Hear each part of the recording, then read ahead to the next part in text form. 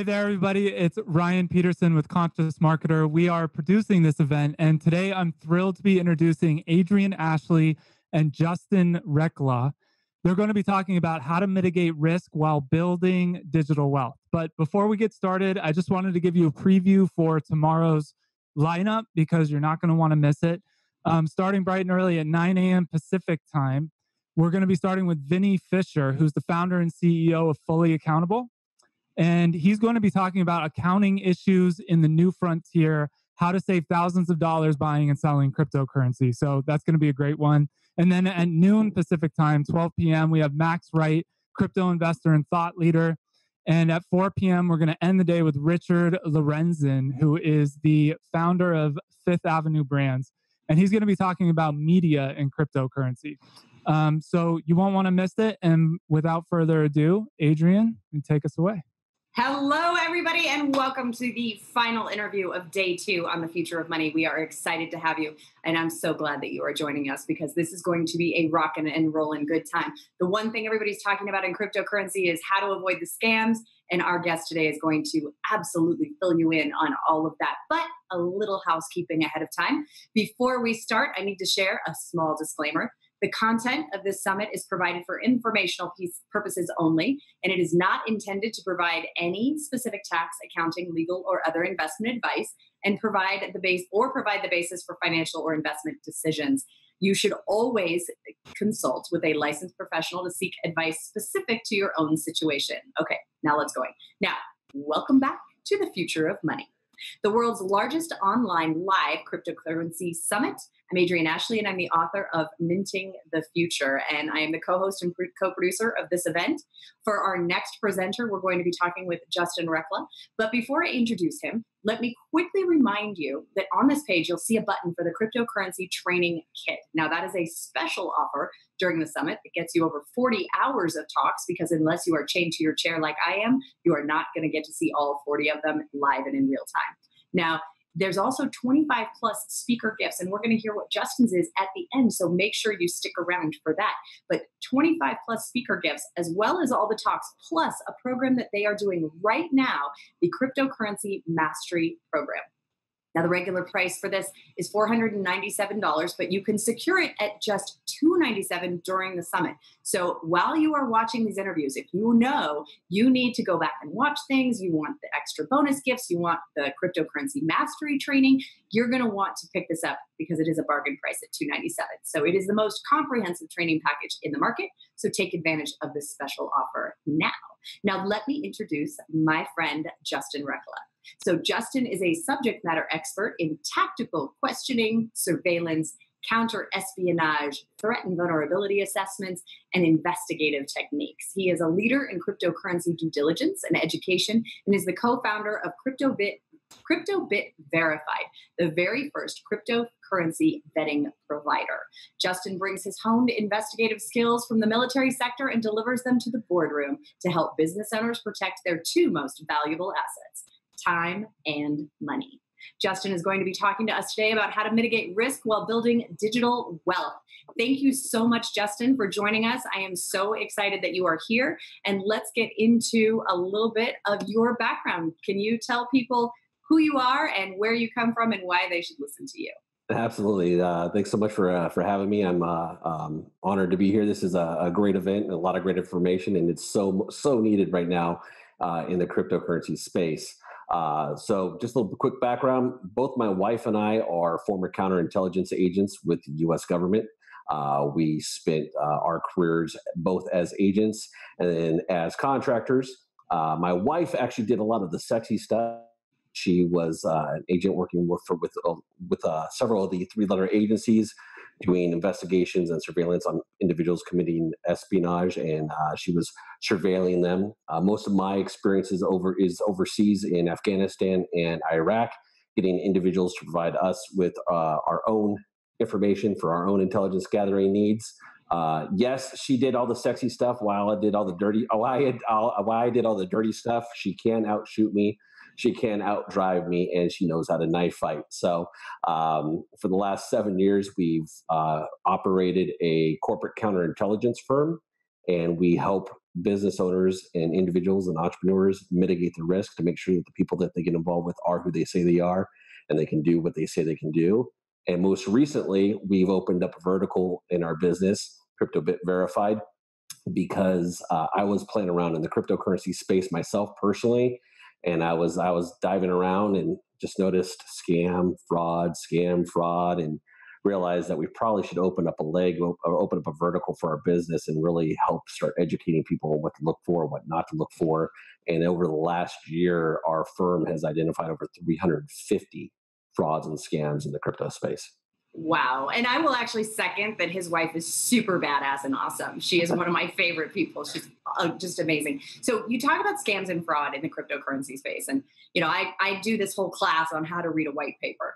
And I'm mind boggled that people can look at a white paper and go, this is amazing. I want to put all my life savings in this. And I'm like, there's no freaking last names on the founders. What the F? Seriously, what are your top things? Like if you had to teach a kindergarten class on how to do this, because obviously we want the advanced people to actually go to you directly, but for a kindergarten class, what would you teach a teenager how to look at these things? Absolutely. What are the biggest, most obvious violations? Well, the biggest issue that we've seen is the fact that there are so many people, because Bitcoin's been hot in the media, been big in the news, especially towards the end of last year, when it jumped up to 20,000, and it became this big FOMO, right? Fear of missing out. You had people buying it at 18,000, and then of course they dumped when it dropped down to 9,000. They shouldn't have been in the market in the first place. Right. And then what the biggest thing that people are having with is that they're using the excuse of the fact that it's technology, that it's Bitcoin. They don't know a whole lot about it, and it's not to their own fault. But the biggest thing that what's causing people to get involved in these scams and frauds is that they're going into it with a mindset that cryptocurrency is a magic pill, that it is going to make you rich overnight because Bitcoin booms, right? And therefore it's going to make you rich overnight. And really, the biggest thing that you need to take into consideration is outside of Bitcoin and the other coins that are just standalone, right? Every other coin out there, every other ICO out there, every other opportunity out there that is built on a crypto platform or blockchain is got a business behind it. And you have to be able to look at it as such. And just because it's got the word cryptocurrency or ICO associated to it doesn't remove the fact that in order for it to succeed, it has to have certain basic business principles, business foundations, and more importantly, the people involved in the ICO, the people involved in the opportunity. You have to be able to take a look at them to see who they are, what they've done, what chances of success is the business going to have if they themselves have no history of success in running a successful business. And so for us, it always comes down to evaluating the business model, and more importantly, evaluating the people behind it to, take a look at what's real, what's not real, and making sure that they're not just throwing out a lot of technical terms to, a lot of techno babble to confuse you to make it sound good, because they're ultimately all they're doing is playing off of people's ignorance and naivety to make a quick buck, and then of course they're gone. And so the best piece of advice I can give is, when looking at a business, is one, does it make sense? Do a little bit of research into the technology that they're describing to see if it's even real, or if it's even possible, because we've come across some ICOs that have made some really, really big claims, and the technology that they're touting, it's still 25 years down the road. But don't worry, because that's what your Bitcoin that you're investing in. You bought the promise that we would deliver it someday. Yes. Timeline, not on the roadmap that we had on the website, but someday you bought that promise. I delivered you the promise. And therefore, that is the asset, is the promise. Yep. And so that's the thing, is just make sure you realize that, there is a business that goes, that, in these opportunities, these ICOs, these platforms that people are investing in, recognize that they are a business. And, the legitimate businesses, as they're coming online, as they're gaining value and gaining momentum and they're building revenue, give them the opportunity to do such. There's a lot of businesses that are coming online and they're having to deal with investors that are just wanting to dump the token the minute it hits the market, well, that doesn't do the business any good. And so, as somebody that's investing in ICO, somebody that's investing in these opportunities, you got to be willing to stick around a little bit for the long run in order to give the business the chance to succeed. And so, just make sure that you understand what you're getting involved with, and make educated decisions instead before you hit send on that Bitcoin or Ethereum or that smart contract, wherever you're investing in that ICO. Make sure you know exactly what you're getting involved with, and that's really what our firm exists to do: is to help people understand those opportunities and help them navigate the cryptocurrency space. Awesome. Well, I was showing you before we did this, I was showing you Power Loan, which turns out not to be a scam. It was actually a phishing site that my friend set up. I thought it was an actual thing to take money from, but they were really doing it to test the vulnerability of the back end platform to see how many people would try and hack in and steal their stuff. Yep. So they actually didn't take any money. However, it was amazing because $5 million came in. They didn't accept it. They sent it all back. But $5 million came in 3 days, and they tried to get hacked like 6 times. That was a big piece. They were people tried to steal it on the back end. But this was a white paper that had no last names. No last names. And people no pictures, right? No pictures, no last name. So yeah. So what are some of the top things that people can do to really just get rid of 50% of the scams right off the bat? Like, what are those red flags that they need? Well, immediate red flag is proper English. Yeah. Right. Well, first off, look at their website. If the website looks like a third grader built it, and they're a tech company, yeah, and their website's glitchy, or their website looks cheap or incomplete, especially in the crypto space, that should be an indicator. If their website looks like a third grader put it together, and they're a crypto company, what's the likelihood that they're actually going to be able to succeed with blockchain if they can't even manage a website or WordPress? That comes with templates that are pre-built, and all you have to do is change a few words, and boom, you look like exactly. Something other things to take a look at consideration is how much stock photo are they using? Well, while that's not necessarily an indicator in of itself, it should give you some idea as to how much thought they're putting into their business. Mm-hmm. Like I said, basic English, and then my favorite. This is one of my favorites. Is look at the team. Go to the about page. And if they've got pictures of the team, if you right click on the image, you can scroll down and you can search for Google, especially within Chrome. You can do a Google search by image, and you can see where that image is showing up. And so when you click on that, if it shows up in the Google research page, if it's showing up on like Shutterfly and other places, mm-hmm. that's an indicator. It should at least be showing up on the person's LinkedIn, maybe some news articles that they've been in. But if you're seeing that same image duplicated across 1,000 different websites or 100 different web pages, the good chance that that's a stock image and that's not a real photo. Matter of fact, my favorite, you'll get a kick out of this one. My favorite was an ICO that we were looking into, and somebody said, "Hey, can you check this out?" And I looked into it, and their operations officer was Ryan Seacrest. Had no clue that Ryan Seacrest was now into crypto, but if he is, good for him. I guarantee that it wasn't legit. And sure enough, they had pulled a stock image of Ryan Seacrest and used that as a team member for their team. And that could have been a placeholder because maybe their team member didn't have a headshot yet. Sure. And the web designer's like, I love Ryan Seacrest. I'm going to put something there for now. But, then the follow-up of, is Ryan Seacrest really on your team? Or do you need to replace that? Yeah, or why doesn't your COO have a headshot? Right. Yeah. So those are just some of the basics. And my iPhone in portrait mode, better than a $5,000. And kudos if somebody can get Ryan Seacrest to be their operations officer, their marketing director. Awesome. But this site was not legit. And that's just one of the things. And here's the other thing, folks, is that if you're looking at opportunities, especially in the crypto space, anything that has to do with multiply your Bitcoin, run, okay? Because anything. Faucets? Why don't you like faucets? Oh, I tell you what, I've lost more money in the name of due diligence in the cryptocurrency space. I'll look at my wife and go, "Hey, babe, I'm going to lose $200. Are you okay with that? Because I want to see how this works because it's brand new." Right. It's crazy, So yeah, avoid the multipliers. Okay, but wait. There's more. So there's more. In January 2017, I told all of my friends, a big time marketer guy, he goes, "You got to get into this." I said, "Okay." And another friend of mine got into it, and he's like, "You got to get into this." So when I asked all my friends to get into it, I said, "This is a pyramid Ponzi scheme, but it's only going to cost you $100. And here's why you have to do it. Because you would pay $300 for an internet marketing training course to learn how to use this shit, and you'd have to learn on your own.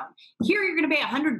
You're going to get handheld. You're going to get 2 calls a week. You can ask whatever you want. They know how to use it. They know how to navigate it. You're going to understand wallets, understand sending money. You're going to learn everything at a super high level, and maybe you'll make some money. But at the worst, you'll lose $100. Everybody who did it made like 15 grand. Well, Everybody, I said it's a pyramid Ponzi scheme. I was flat out. Well, and here's the thing. There's something to that, though, okay? There's something to that, okay? Because there's a difference of going into an opportunity with eyes wide open, right? Than there is going into it and then finding out later that it was a Ponzi or a scam from the get go. Right. And so that's the big thing is that, and that's where most people get caught up is they get involved in an opportunity because they think it's legit. It was sold to them as legit. Right. And of course, and it turns out that it wasn't, and then they lose a ton of money. And so, by all means, there's valuable lessons in all of that. And ultimately, at the end of the day, really, what our platform is really all about is that self-dominion piece, right? And taking some ownership, because really, that's what cryptocurrency represents to me is the opportunity for us as individuals and as a society to take some self-dominion over our own financial well-being, because the old system doesn't work. It's broken. It's falling apart. Everybody knows this. The people in the cryptocurrency space are going, "Yes, please. Right. We want to be part of the new thing that's coming." We've been since 2008. Like we knew. Yes. Before the crash, I literally called the crash. I'm like, I was in the mortgage business, and one of our buyers was Lehman Brothers, and I go to tell our broker, I'm like, "We need to sell Lehman Brothers. They're about to declare bankruptcy." They're like, "They're a financial services company. They're not in real estate." Yeah, it's the same. No, it's got to be a different one. So that crash lost $450,000. And I said, "We got to sell." They're like, no, they'll get bailed out. They'll be fine. Went down to $8. I was like, "I'm sorry. I think I said sell like 5 times." People don't understand how our financial systems work. And I think with cryptocurrency, the good part about the early adopters is we have to adopt personal responsibility, which I think we've abdicated a lot of. And that's one of the things that I love is this whole due diligence thing. Yes, people can hire you to do it, but you're actually not going to let them do it and stay stupid. No, right? Exactly. And that's the thing is I tell people is because I'm constantly having to make this disclaimer. Just because I'm involved with it doesn't necessarily mean that you should get involved with it. You still need to do your own due diligence, because I do a lot of different things for a lot of different reasons. And just because I'm playing around with something doesn't mean you should necessarily get involved, because your risk aversion might be different than my risk aversion level. I know for a fact it is, because that's just the world that I play in. But more importantly is taking that self-dominion over what you're getting involved with, because in the cryptocurrency space, when you hit send, it's gone. It's gone. There's no FDIC. There's no go backs. There's no go backs, right? There's no clawbacks. There's no chargebacks. There's no banker that you can complain to and convince them to take your money back. Absolutely. And at the same time, there's nobody there dictating what you can and can't do with your money. But you also have to keep control of your keys. Now, I'm educated. I've been in this since 2009, and I have lost my shit more times than I care to admit. I literally, my computer got corrupted, and I thought my JSON keys for my Ether wallet were in my Dropbox. They were on my hard drive, not my Dropbox. So when the hard drive got wiped at Apple and reinstalled because I got tapped, they're gone. So I hate my Ether wallet for that very reason. Now I only use hardware keys to access everything. Well, that's a great point. I mean, I just saw a recent article. What was the gentleman that just up and died? Owns Ripple, $500 million in Ripple. And I mean, we can talk about Ripple. There's Depends on what side of the fence you fall on. Some people call it a cryptocurrency. It's not. But that's another conversation. But the point being is that he died with nobody knowing his keys or where the passwords and stuff were. And so I teach people a 3-2-1 methodology. Yes. Okay. 3 backups. Yep. 2 different mediums. Yep. And at least 1 handwritten stored somewhere. So have a copy. The way I like to do mine is I like to take my stuff. I like to put it into a password encrypted PDF. I keep it in my cloud storage, and I keep it on a thumb drive. And then I've got it handwritten down in my filing cabinet with a lock and key. Okay. That way, if my computer dumps, I can still get it back. If the cloud goes down, I can still get it back. My favorite is this one.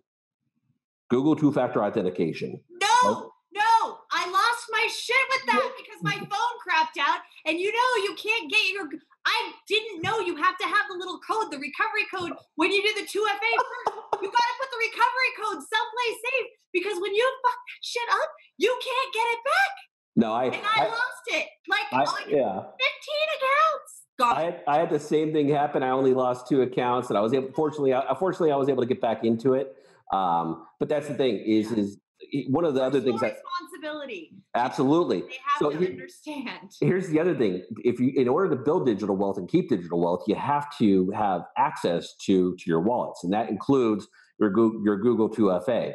Which, if you're not using Google 2FA, I highly recommend that you do, or at least have some other means of doing it. I don't recommend the cell phone because phones could be cloned and your phone number could be cloned. That happened to my friend where they got in to his Verizon account, switched over the SIM card, cloned the phone, and managed to steal a bunch of his crypto within like an hour and a half. Now that was actually a human factor because they got the Verizon person to reassign the SIM. Yeah, and that's a whole nother story in of itself. But I highly recommend that you have a password safe, have a password vault, and then you can upload your password protected PDF with all your codes to that password vault. And then you're only having to remember 1 master password, but 2, if your phone does take a crap, then you can at least recover all of your 2FA accounts. I got hacked both at the same time. Yeah. Lost the laptop at the phone at the same time. And I was like, no. Well, it's insane, especially if you're out there, and especially if you're, it's obvious I'm in the crypto space. I'm constantly talking about crypto and due diligence in the cryptocurrency space. So I'm out there. So I don't keep any coins on my phone. I don't, no soft wallets on my phone. Everything that I do is either through, either through my ledger, or a soft wallet that's on my desktop. And so, you just got to be smart about it. And the problem is that most people aren't aware of the fact that, a lot of people that are getting started in crypto, they're wanting to build and keep digital wealth, but they're keeping their coins stored in Coinbase. Right. And no. And unless don't sell through Coinbase either because they charge. I paid $148 for 10 grand. If I'd done it on GDAX, it would have been $25. Absolutely, and there's it's got its place. It's a great place. I love starting my clients out there, the newbies. It's a great place to learn. Okay, so that's the thing. I started on Coinbase when Coinbase first launched, like early. I was there. I've been there the whole time. My limits are like awesome because I've been there for so long. It's comfortable. It's comforting, right? Yep. It feels like a bank. Yep, exactly. That's not where you want to store your money. But thankfully, almost all of their Bitcoin and everything else is in cold storage. So if they got hacked, that was what I was worried about. There would be another Mt. Gox or whatever. Yeah, well, but even then, if they go down, then you don't have access to your money. And so, I mean, God forbid, don't keep it all in one place. Yeah, government regulation changes, something shifts. Who knows, right? And I'm sure there's been plenty of conversation throughout and there's going to be plenty of conversation around what the regulatory agencies are saying. We can talk about that for days. Yeah. So XAPO did the KYC AML and it was only supposed to take like 10 minutes. And I'm like a known quantity, right? I'm here's everything, right? Then they said, "Hey, we're going to take a little longer. It'll take 96 hours. 19 days later, I could not get through to them. I literally had to go to LinkedIn and start stalking their marketing director. And I started publicly tweeting them from my celebrity account with the blue check. And I just went to town on them. And then it was like 10 minutes later, I was approved. I'm like, you held my money for 19 days. So custodial versus non-custodial is a really big deal in crypto because we're all about decentralized autonomous organizations. Let's talk about that actually, because you were talking about it's a company and you got to investigate people, but like the Ethereum project is a decentralized autonomous organization run by volunteers and then project people who come in and they get paid. Pivx is run by a series of master nodes that vote on things that are proposed every month. And so these are really decentralized autonomous organizations where you can't just send them a cease and desist. You can't say, you CEO are going to jail because you violated Sarbanes-Oxley, because there's no such thing. So let's talk about how do you quantify some of these projects in terms of figuring out the due diligence part of it, what's your risk and what's this, and like, how do you explain that to people who don't get it? Yeah, so that's a great question because for things like that, things like Monero, to where it's open source and it's full privacy and full autonomy, Right. those types of platforms, if you're getting involved in an opportunity that's built off of those types of platforms, and you don't know how they work, I highly, highly recommend that you take a quick pause before you send or invest in anything, because unless you understand how the technology works, it's going to be impossible for you to be able to even understand what your potential risks are. And everybody's got their own risk aversion levels, but if you don't know or understand the technology behind it and what that means when you send off your money, then ultimately it's just a crapshoot. Going into, because here's the thing, due diligence is not about risk elimination.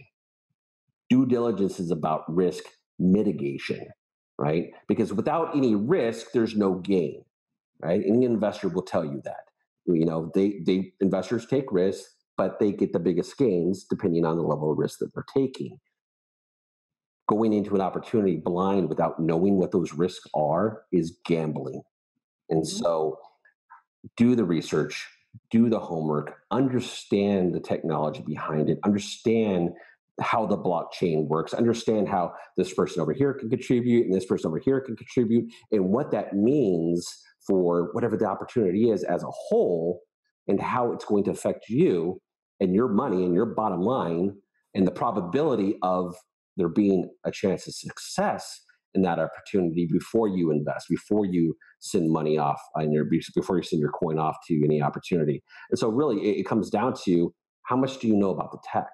Because if there's full autonomy in a project and you can't really pinpoint who's behind what, because Ethereum, how many tokens are out there that are built that are ERC20 tokens that are part of the Ethereum blockchain that have an impact on that project? Well, at this point there's thousands, right?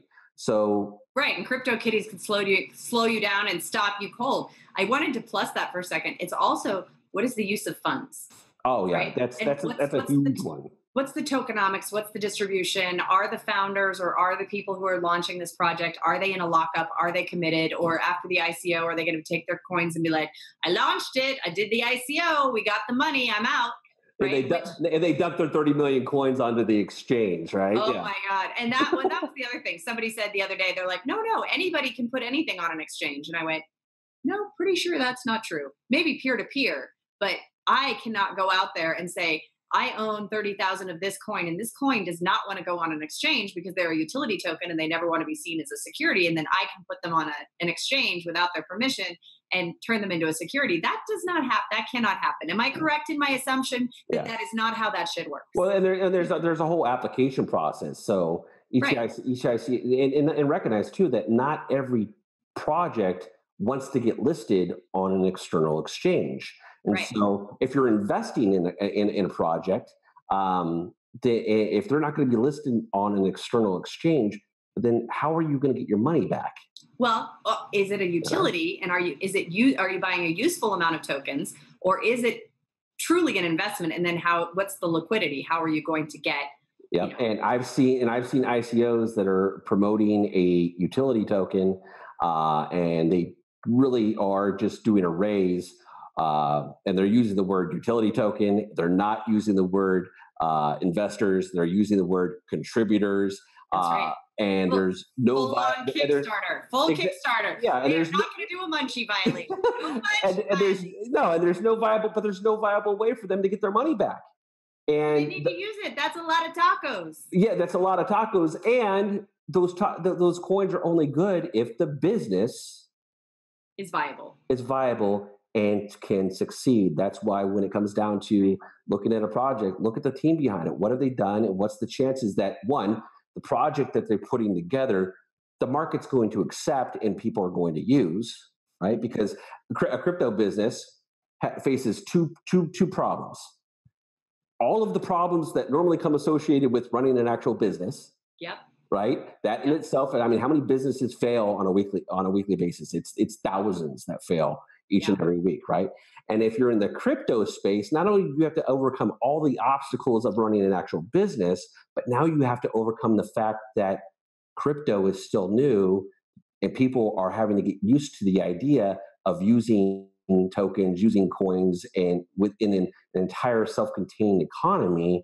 That's a completely different way of thinking. And so now you've got all those challenges as well. And so when you're looking at an opportunity, look at it from the perspective of what's the likelihood of this business being adapted or being well received by the public over the next 3 to 5 years. And if it's looking like, if it's looking like it's outdated or its time has come and gone, that's something to take into consideration. I think the biggest mainstream play for people who don't know what they're doing and they want to dip their toe in is to look for something like there's an amateur sports league, EACL, it's an amateur sports league, esports league, esports amateur. Anyway, there's already millions of people playing esports. They already understand that entire ecosystem. And anybody who's ever played Zanga, and every time I press that $20 thing, I should be like, I should be buying Bitcoin. I should be buying Bitcoin, not Boost. I should really be buying Bitcoin, not a Boost. Why do I keep buying it? It's comforting, but they'll learn to do it and use the tokens, right? So they'll be in something where they understand the environment. Like I'm building a dating app. They know what a dating app is. They know what in-app purchases are. They know what boosts are. They understand that entire architecture and how apps work. We change the name of things in crypto and call it a wallet. Stop calling it a wallet. Call it an app. We know what an app is. Right? So that mainstream adoption, when you start tokenizing things that millions of people are already using, that actually super helps because then they just naturally adopt and adapt because they know how it works. And they go, oh, I get this. This makes sense to me. And they start using it without having to understand the underlying blockchain technology, which is awesome. And we want that because then more people will adopt the usage. But it's hard when you have to account for stupid people. Well, that's I think that's true for any business, though. I know, but but like trying to dumb it down for the people who just shouldn't be there.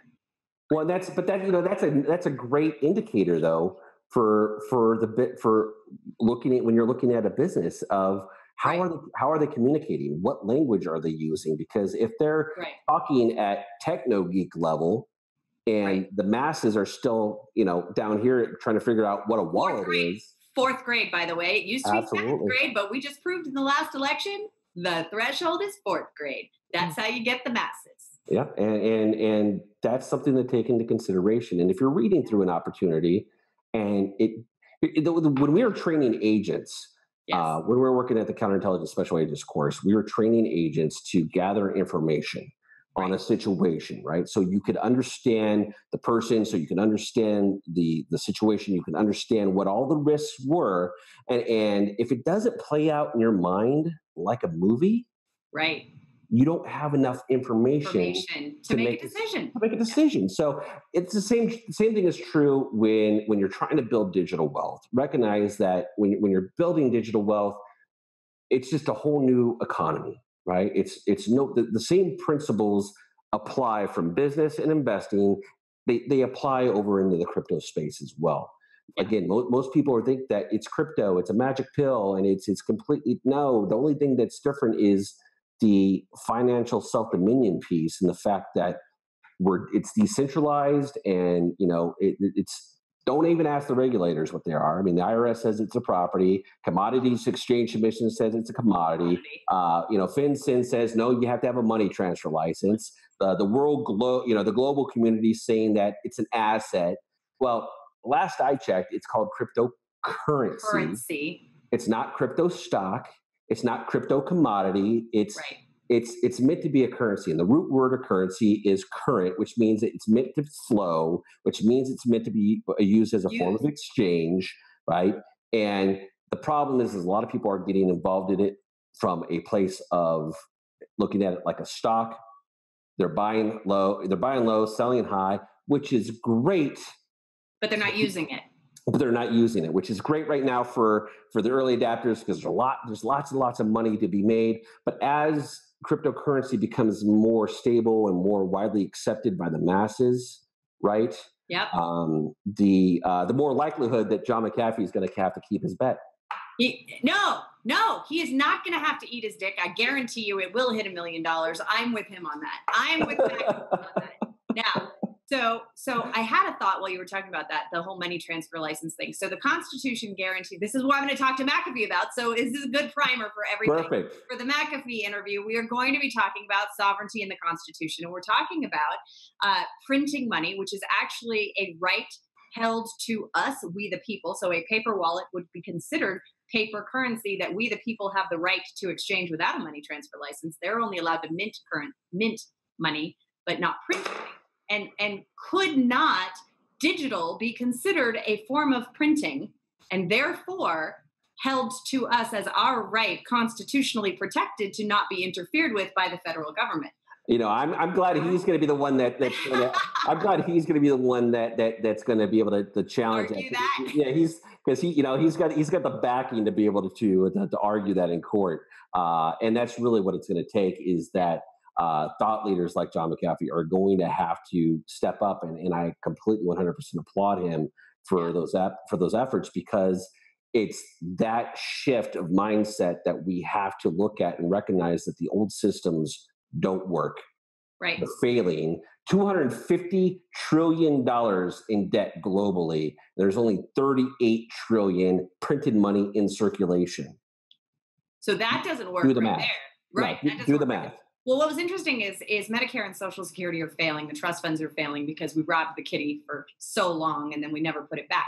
So I do believe that blockchain and cryptocurrency are going to be able to cure some of that by reducing our healthcare costs, by shifting the way that we provide healthcare, store data, allow people to utilize their data for profit in order to lower their own healthcare costs. So I think there's some solutions on the way that will save us, but our current financial model does not work. And that's what I think the banksters are really kind of nervous about. It's like, hey, look, this got 7 families that own the world, and they're about to not own the world. So I could do an entire seminar on the amount of conspiracy theories that we've come across in our due diligence of who really created Bitcoin, and if you were the big bankers, wouldn't you want a plan B, and crypto is the plan B? I mean, there's all sorts of different conspiracy theories, really ultimately at the end of the day, regardless, it really doesn't matter, because what we're seeing in the cryptocurrency space is a financial revolution.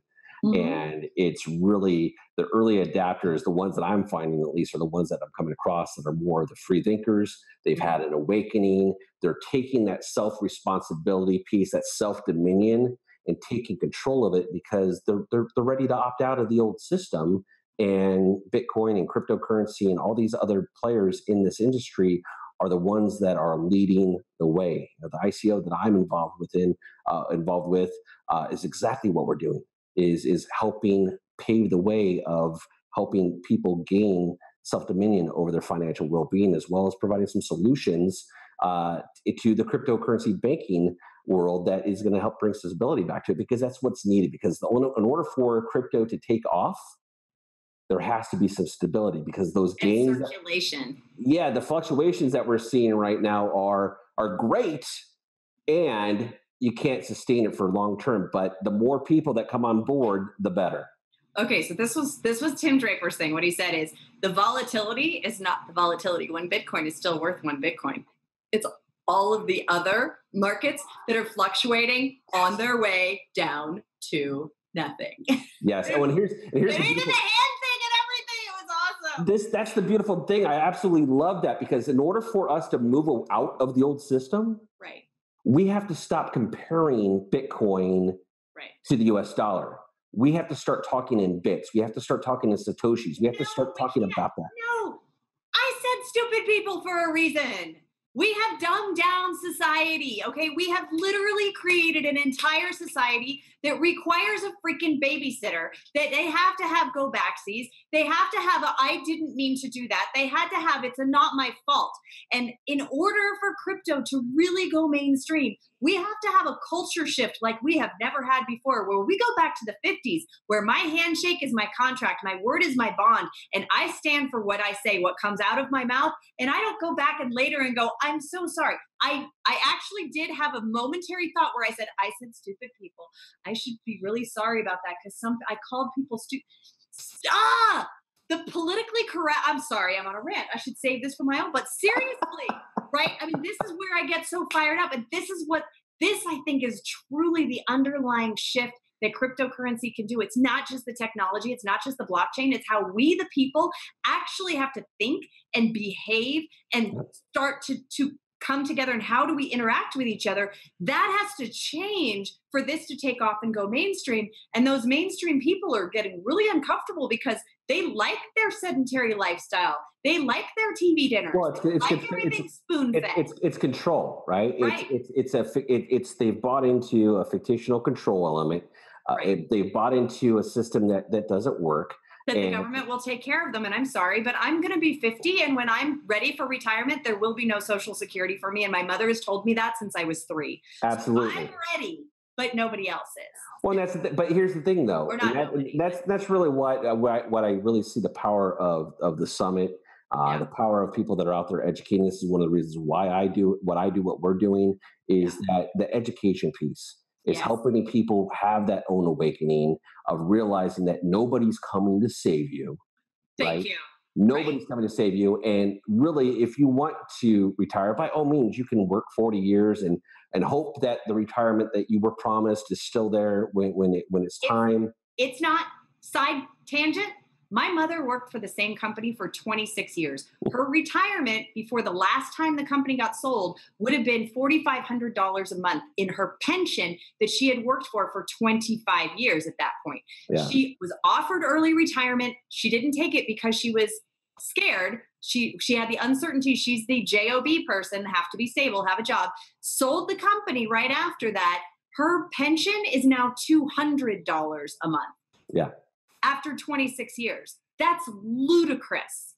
That's highway robbery is what that is. And there are so many people out there facing that. Not even there's not a lot of pensions out there. So yeah, the gold watch theory is gone, right? That's a thing of the past. And really, where those that are really ready to take self-dominion and control over their own financial well-being, we're talking about building digital wealth, right? Yes. The first step to that is taking some ownership in what you're building and how you're building it and how you're saving it and how you're getting your money to work for you. And so there's some basic understanding of how currency and how money works, right, in order for that to happen. And so you'll be surprised at how many people that I talk to that still believe we're on the gold standard. I'm sorry, there's no more gold in Fort Knox. It's all gone. Yeah. And it's gone. One of my favorite videos that goes around, there's a guy out there on the streets and he's saying, hey, I've got a free candy bar or a free silver bar. Which one do you want? It's like a 10-ounce bar of silver, right? It's worth like $300. Which one do you want? And he handed out 20 free candy bars. Nobody took them up on the silver because nobody's thinking about that, right? Right. And there's a bit of delayed gratification that has to come into consideration. Mm-hmm. And, it's that whole adage that entrepreneurs know too well that, live your life like today so you can, different than most people do, so you can have the life that most people they'll never have, right? Yes. And there is a bit to that, and you have to be willing to step outside of the reality that is being created and see it for what it is, and understand that while cryptocurrency maybe big, bad, and scary because it's using technology, techno terms like blockchain and wallets and that kind of stuff. Ultimately, at the end of the day, the financial piece of it that really exists, the financial revolution that's going on, the opportunity for people to build digital wealth. Because here's the beautiful thing, the fluctuations that we're seeing in the market right now are only going to last another 3, maybe 5 years tops before we start seeing some stabilization, right? So there's a huge opportunity to get involved in crypto right now, really take some self-dominion over your financial well-being. And before Bitcoin hits 1 million, it'll stabilize at 1 million. Exactly, before it really gets up there. So Mr. McAfee doesn't have to fulfill his promise. He will not have to. I do have a question from the audience, though. Yes. And I love that you guys are sending us questions from the audience because that just rocks. So they want to know how you feel about paper wallets. Paper wallets are that face. The problem with paper wallets is that last time I checked, I mean, if you look at my desk, right, most people that are in business, they've got desks that are probably look like mine, if not worse, right? Yeah. Mine's fairly clean, but not really. The problem with paper wallets is the chances of it getting misplaced, picked up, thrown away are really high. But here's the thing: every type of wallet has its own level of risk. Hot wallets where, keeping money on Coinbase, you don't actually control your money. So that's a risk. Soft wallets, you don't back it up properly, your computer crashes, you lose all your money, right? Or you die without telling your family what the passwords are and nobody gets anything. Hardware wallets, right? The ledger, those that's are a really big ledger. How old is that? No, that's the box. That's just the box. Oh, I was like, my God. I mean, we're talking like a 5-year-old ledger or what? No, that's just the box. The ledgers are essentially they can get hacked. They've got tracers can't be hacked. Tracers, exactly, and they can get demagnetized, they can get misplaced, they can get lost, whichever. There's all levels of risk. Paper wallets are the same thing. Paper wallets are, here's the one of the biggest dangers of paper wallets is if you transpose a number. Yes. Right. You don't write it down correctly, or you can't read your own handwriting, 3 days later, that's a potential risk.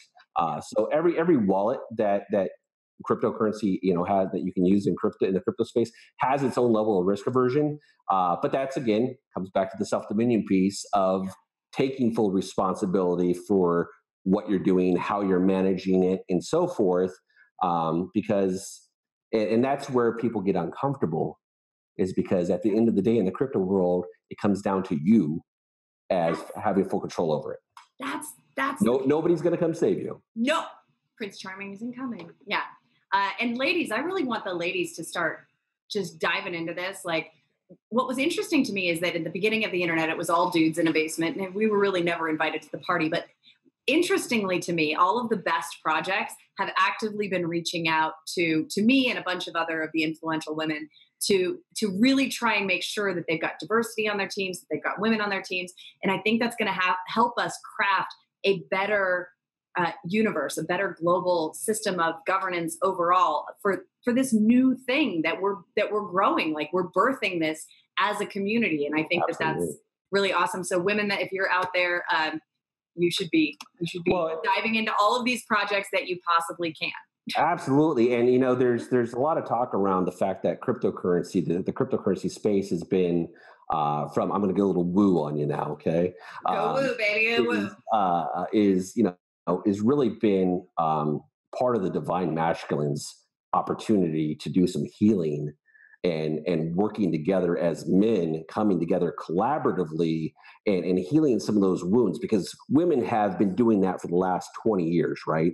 And we're just now getting to the space in the crypto sector to where we're starting to see the benefit of having the divine feminine back involved in these projects and bringing balance to the crypto space. And so, absolutely, if you are in the tech sector and you are female, highly encourage you to dive full in to the crypto space, because we need that energy there to advance the crypto movement to more mass adoption, because the more people that come online, just think about it. Last I checked, Bitcoin was at 7,500, and we're at less than 5% adoption around the globe. Imagine what's going to happen to the price of Bitcoin when we've got 10% adoption, 20% adoption. And think about it. Women make 80% of the buying decisions in households. 80%. So what happens when we get more women in here? Then we start controlling which ICOs, which projects are going to benefit us and our families and our communities, because we're more community oriented. Okay, we are running out of time, and I want to make sure that we give this bonus gift some very, very focused attention. And I so appreciate you coming on the summit and talking to us today. But we want to go over what your bonus gift is. But before I do that, I would like to remind everyone that you can get this own entire training summit through our cryptocurrency training kit. This gets you downloadable access to the videos, the audios, transcripts, and bonus gifts of the 35 plus speakers, all for only $297. You will also get a special bonus training called the Crypto Mastery Program that we are producing right now. And after the summit, the price of this training will go to $497. So if this is something that you know you need, and you know you have missed some important live videos, and you want to make sure that you have access to all of the videos in the entire program and all the rest of the materials, then I suggest you grab that at the link right below or around here somewhere. And now, Justin, I would like for you to share some more information about your bonus gift, which is 1 month free in the Due Diligence Club. And this is what I thought was interesting. I was about to talk to you about this whole due diligence thing, and I have like 6 projects, and I'm like, I really just kind of need you on retainer. Apparently, you already have that program. Yeah, we do. We've got, so the Due Diligence Club, if you go to duediligenceclub.com, I believe it's probably down in the links down below. It's literally, we've really put the best of the best training materials out there from the internet. We've put them all in one location, so you can dive in and learn about it. We've also got a bunch of free tools that you can use for doing due diligence on just regular businesses as well. So you can start looking into businesses and doing due diligence on your own. We've got our red flag list of opportunities that right now is at 350 and growing. We're constantly keeping that updated, so that in of itself, just if you just get online and become part of the club, just to get access to that, especially if you're involved in crypto and you just want to keep up to date with what those frauds and scams are, that list is constantly being updated. But more importantly, this is my favorite part of it, is every month, everybody that's part of the club is going to be able to participate in our due diligence questions, our Q&A sessions, to where you're going to be able to hop on with not only myself, but other members of my team. I've got cryptocurrency tax experts. I've got cryptocurrency mining experts. I got cryptocurrency investors that are all part of my team that are going to be contributing to the Due Diligence Club each and every month to answer your questions, to give you an opportunity to really dive in and learn what due diligence it is that you need to do. Ask yourself, ask the hard questions, and really participate. And so really it's a trusted resource. We have also got all of our regular services that we offer for our individual clients. If you're part of the club, you get at a discounted rate. And if you're part of an ICO, reach out, connect with me as well. I'm happy to speak with you. But the Due Diligence Club, if you use the discount code FUTURE at checkout, you will get a free month inside the Due Diligence Club. And our next call is June 28th. And their information can be found in there. And so you'll be able to get your free month, hop on the training call, take a look at the tools that are available in there. And we've got, my other favorite part is we've got pre-vetted opportunities that our firm has vetted, that our firm participates in, that are trusted resources, that are legit. Now, with that full disclaimer, still do your own due diligence to make sure it's a good fit for you. This is not financial advice. This Absolutely. is basically giving you more information for you to make your own choices, your own decisions, to take to your own financial advisors to discuss your exactly situation. So within that, we've got some pre-vetted opportunities that, yes, our firm has looked into it and we're involved with directly ourselves. So you can have some peace of mind in knowing that the people behind them are at least legit and the opportunity. Much more likely to not be going to jail anytime soon. Yes. I am all hashtag no jail. I literally look at some of these. I go to the ICO site and it's like all future dApps will be built on our blockchain. And I go, all? Really? All? Every single one? All? All of them. Overstate much? I think that would be misrepresentation, misleading, and probably fraud. Jail. You're going to jail. So yes, that's what the Due Diligence Club is all about. Is Awesome. If you're wanting some hand holding, we've got pre-vetted coaches that are experts in the crypto space that will hold your hand along the way and guide you and teach you about everything that you need to know on how to get started. Because there are a lot of people out there, you can find. And again, feel free to connect with me on Facebook in our cryptocurrency due diligence group, and then go join the Due Diligence Club and meet us in there as well. Sounds good. And you mentioned briefly in passing in an almost throwaway comment that I want to drag back up to center stage here. If you're running an ICO, kind of get in touch with us. Okay. One of the things, and the reason why I brought Justin onto this summit in the first place is because he's pretty freaking badass. And he does these things where he does these full background checks on people that they get down to how many people you've slept with. Maybe not quite that, but really detailed, like how do you like your eggs in the morning? How many lumps of sugar? Like really dive deep into everything. And he does these reports. And let me tell you, as somebody who gets pitched 10 to 20 times a week or more on LinkedIn to do these projects, and I look at them, when I look at something that I'm like, well, maybe I'll get involved. That's going to put my name on it, right? I'm going to potentially be basically married to these people. Like I want them all vetted, because sometimes what ends up happening, and I have had this happen, one of the people, you look them up, everything looks fine, everything looks good, until you find out that they were actually in like 7 lawsuits in India for fraud, for taking people's money and all this other. It's like, that doesn't come out on a cursory little search or a $10 Intellius background check. No. That's not something that you can do by yourself. So if you are looking at getting an ICO, getting involved with one, or a big investment in one, or you're going to launch your own, you really need that level of due diligence to make sure that you are protecting yourself and your investors. Well, and that's what thank you for pumping it. I know we're running out of time, but real quick, that's one of the things. Important. Yeah, well, thank you for bringing that up, because that's one of the things that our firm is doing for ICOs is because of our credentials as counterintelligence agents, we're actually coming into ICOs and we're helping them establish a whole new level of credibility to what it is that they're doing, who they are, the business, and so forth, kind of like a seal of approval for the ICO so they can operate in transparency, help expedite trust with their potential clients and their potential investors, to help stand out amongst the sea of frauds and scams that exist.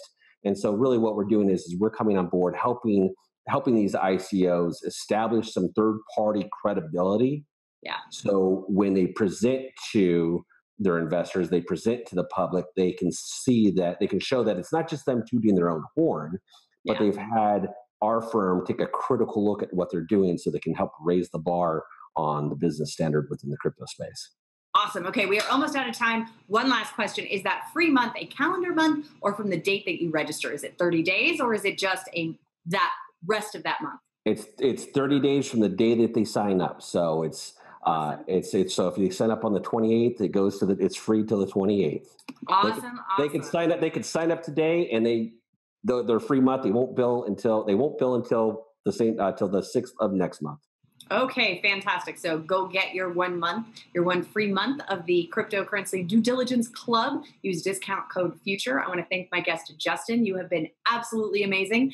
And this is going to wrap up day 2 of the Future of Money. We have 8 days more to go, and you are not going to want to miss a single moment of any of it. But just in case you do, remember you can always get our Crypto Mastery Program, the cryptocurrency training kit that includes all of these videos, plus all the bonus gifts, plus that special Crypto Mastery Program, all for $297. So grab that at the link below, and we will see you tomorrow with more amazing guests that are going to just explode what you know about crypto. I had a much better ending line for that, but this is live, so we're not going to redo it. So just so you know, this is what you get when it's live. You never know what's going to come out of our mouths. Do I need to sing? No. Oh, we could totally sing. We could end. We got Tim Draper to sing karaoke, so we could totally do karaoke here, but we are out of time. And I want to thank you again, everyone, for participating and for being on this. And we will see you tomorrow. Thank you so much. Bye.